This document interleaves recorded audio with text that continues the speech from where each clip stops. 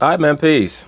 So, star guard of the Golden State Warriors, Klay Thompson, recently sat down and shed some light on how he perceives his role to be integral to the Golden State Warriors. And he's also going to show how important having the right attitude is for the overall success of the collective.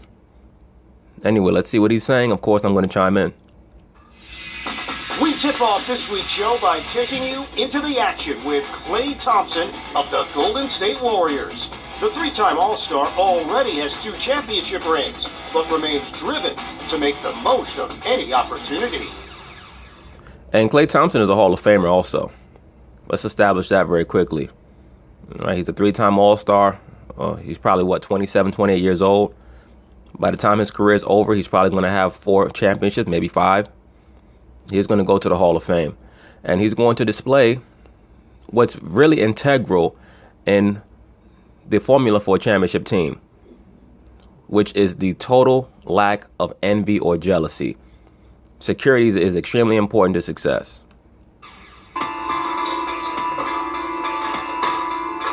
Believe it or not, the window to win a championship, I don't know how long that will be open. You got to make the most of it while you can. There's so many hungry teams out there, so many guys want to win a championship. We know we have a championship window, but nothing's ever guaranteed in this league. You saw that in 2016, up 3-1 in the finals. Stuff happens, so. Kudos to him for mentioning that. That shows you the level of perspective that he has. This is a guy who has scored 60 points in 3 quarters.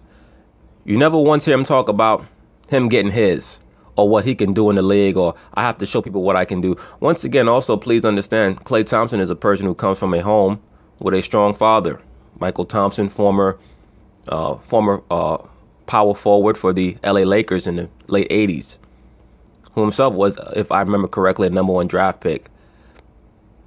All right, the Lakers had 4 #1 draft picks on that team, that 88 team that won the championship. The 87 team also, I believe Michael Thompson was on. Magic Johnson, James Worthy, Kareem, and Michael Thompson were all drafted #1 in their respective draft classes, if I remember correctly. But Klay Thompson is somebody who is extremely secure in himself.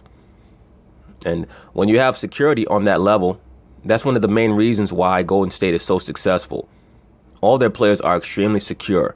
The only one who has any security issues, or insecurity issues, I should say, is Kevin Durant. And because he's in an environment with so many players who are secure in themselves, it allows for him to be at ease with a lot of the inadequacies that he may feel within himself as a person. Because between Curry and Klay Thompson, both those guys are extremely secure. That's why they can be on a team with a Draymond Green, who has a very strong personality, but comes out of a very emotional environment with his mother, being dominated by his mother. But because both Klay and Steph Curry came out of environments dominated by a man, they can deal with that emotional instability and balance it out. Happens, so we realize that we want to be a dynasty. We want to leave a legacy of one of the greatest teams to ever play this game. You see how focused he is on establishing a dynasty? That tells me that he's never going to leave Golden State. That tells me that he's willing to take less money to stay in Golden State. And if your mind is on the bigger things, please keep in mind that in that area, in the Bay Area, their owner knows how to get them money off the court. All right, off the books also, per se. Meaning what? Not that it's going to be illegal money, but he can hook them up with different contracts with startup companies and software development companies where they can get even more money than they would get anywhere else. And he just won't be involved in the official version of how they made those connections. But this segment really impressed me in regards to Klay Thompson and how he expressed himself. But I expected that because he's always shown himself to be a very, very balanced and a very, very stable-minded person. You can tell by how he deals with the women, right? Every 2 months you see him with some new hot chick, and then he just removes them when they don't act right anymore. So he really seems to understand himself. Golden State, incredibly, the quest has begun for a 3rd championship over the last 4 years. I trained a lot this summer. Tried to come into camp, set a tone, like I'm here to. It looked like the other guy running up the stairs with him was Draymond. build off last year. I'm still hungry. Thompson gets a little bit of airspace. That's all he needs. And let me say this, Golden State, for all of the attention that they get for their shooting prowess, what impresses me the most about Golden State is their conditioning. They literally wear teams down over the course of 4 quarters with their style of play and their conditioning. Those guys, Steph and Klay and KD and Draymond, they get stronger as the game goes along. And that's very, very important. Their conditioning level is, bar none. That's now 66 consecutive games with a Maze 3, the #1 active streak in the NBA. Try to tighten up my ball handling. Worked on my pump fake. Thompson, I don't really want to change much that I've done the last 3 years because results to us getting 3 straight finals. Absolutely. Once again, that's a sign of security. There's no need to tinker with something that's already working. Finals. I just try to be as consistent as I can be. They pull for each other, they care about each other, and they play for each other. Our chemistry is great because we got guys who just put winning first. It starts at the top with Steph and Kevin. Oh, you see what he said? Now, when you pay attention to what he said, basically, we don't have any selfish players. In other words, everybody knows their place. We don't have any me-first guys. And he said it starts at the top with Steph and Kevin. Now, he's been there longer than Kevin Durant. If he was a different type of personality, he could have said, well, who the fuck is Kevin Durant to try to be over me? Now, if you remember when Kevin Durant first came there and they asked him how it was going to change his game, he said it wasn't going to change shit. In other words, he understood he was still going to get his in the Florida offense, not that he was going to try to bogart shots away from Kevin.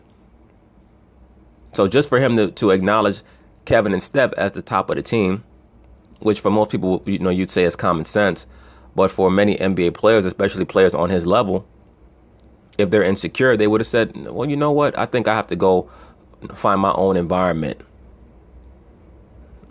I don't think that I need to be here anymore, because I have to go find out, what I can do on my own.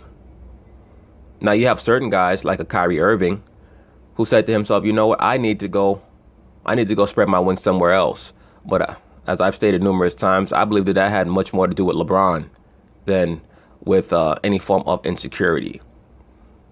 I believe that Kyrie felt like he had to get out of that environment because I think that him and LeBron's personality just didn't mesh. That's why I stress the importance of being in an environment where you have players like a Klay and a Steph who come from strong backgrounds with masculine energy, and they know how to balance out people who might not necessarily come from those same backgrounds. They're able to take in a Draymond because the collective of that team can deal with his personality. And it's not as oppressive as a guy like a LeBron, where Kyrie probably felt like he had to get up out of there. I think that once again, I believe that there is a lot to that LeBron and Kyrie narrative that people probably won't know about until years down the line. Those guys are very unselfish. They don't let their egos get in the way of anything. Hey, he said it himself. They don't let their egos get in the way, meaning people are more worried about the success of the team than collective shine. And, this is what I say about LeBron. LeBron is a great, great player, but he's a player who is a stat sheet player. What do I mean by that? He's concerned about making sure that he puts up the most impressive stat lines so that 20 years from now, when people look at his career, they didn't see the game, but they'll see 33, 12, and 11, and they'll say, oh, wow, he played, even though they lost 4-1, look at what LeBron did. Like, when you watch some of these other players playing today, you understand that they could do more numbers-wise, but they will give that up in order to win. That's another thing that I believe that Kyrie sensed in regards to why he had to get out of there. And they do what's best for the team. And when you have two guys like that... And look, I'm sure that a lot of the LeBron superfans are going to say, well, how could you say that? He's been to 7 straight finals, 8 straight finals, how many it's been. When you get to the elite level of competition, a lot of times it's not about what you do, it's about what you don't do. That makes a difference. And once again, when I watch the Cleveland Cavaliers play, I see a team that's going to burn out at the end. I see a guy in LeBron James who's trying to go too hard and trying to prove that at year 15, he can still do what he did at year 1. And I think that it's going to show late in the playoffs, either in the conference finals or in the finals. It's like a trickle down effect. It just goes all the way to the 15th guy on the bench. They have the chemistry of a high school team. Yes. Hey, he said that the attitude of their top players trickles all the way down. You know, they say attitude reflects leadership. That's so positive. We realize winning trumps all, and when you can win a championship, it literally uplifts the city. And you can't really get that feeling anywhere else in life. So that's what we're chasing.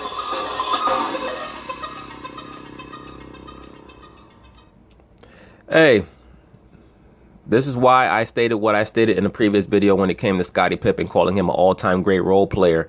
A lot of guys jumped in the comments and, you know, oh, how could you call him a role player? He was a partner to Jordan. He did. Look, a role player is not about how talented he is. It's about the place, the pecking order on the team. If you're not the alpha on the team, you're a role player. You have role players in the history of the NBA who are top 50 all-time players. Kevin McHale is a top 50 all-time player. He played a role. He was not the alpha. He was not the lead guy. Kevin McHale was not going to lead a team to a championship. Scottie Pippen cannot lead a team to a championship. Okay? Now, Klay Thompson is a Hall of Famer. But I think that he understands that he's not an alpha. He does not have that personality. He likes to sit back and, you know, be a supplementary star, supplementary superstar even. When you have a guy who can score 60 points in 3 quarters, that is a supplementary superstar. And he's comfortable in his skin, and he loves who he is, which is very, very difficult for most people. Most people don't like who they are. And it comes out through envy and jealousy and malice and trying to provoke other people, trolling per se. So this is why they have such a great mix in Golden State. All right. But anyway, peace.